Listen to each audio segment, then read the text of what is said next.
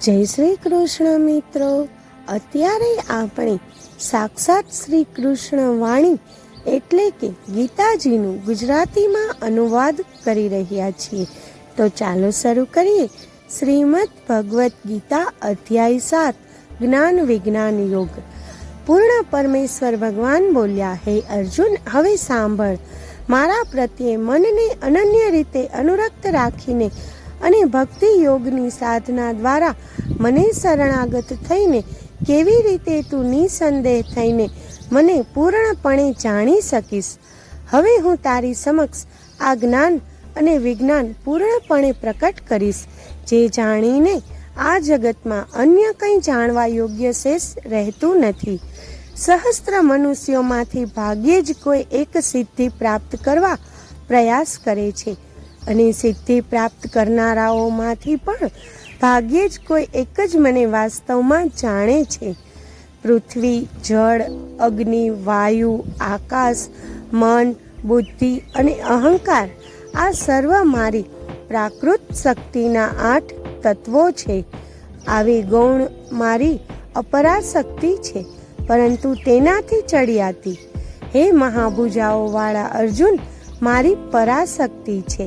આ જીવ શક્તિ છે, જેમાં શરીરધારી આત્માઓનો સમાવેશ થાય છે, જેઓ આ જગતમાં જીવનનો આધાર છે.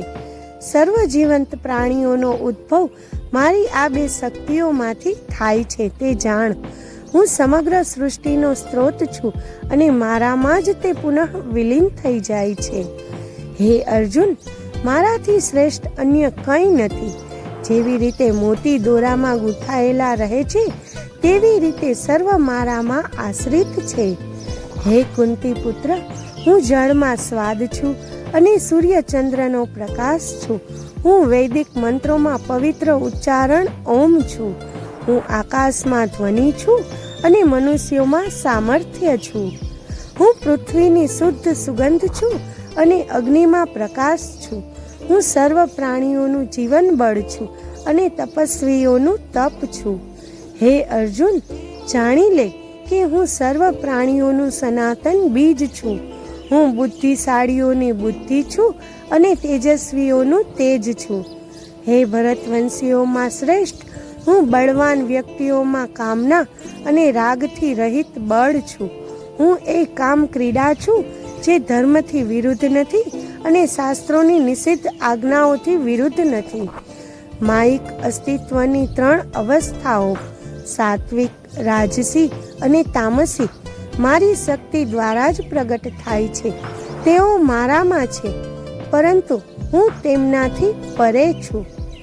માયાના 3 ગુણોથી મોહિત આ સંસારના લોકો અવિનાશી અને શાશ્વત એવા મને જાણવા સમર્થ નથી.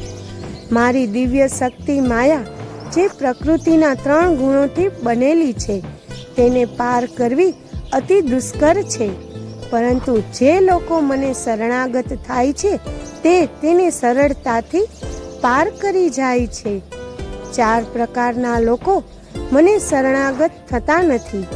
તેઓ જે અજ્ઞાની છે, તેઓ જે મને જાણવાનું સામર્થ્ય ધરાવતા હોવા છતાં પ્રમાદી રીતે તેમની નિકૃષ્ટ પ્રકૃતિનું અનુસરણ કરે છે. તેઓ જેમની બુદ્ધિ ભ્રમિત થઈ ગઈ છે, તેઓ જે આસુરી પ્રકૃતિ ધરાવે છે. જય Shri Krishna. Please like, share and subscribe.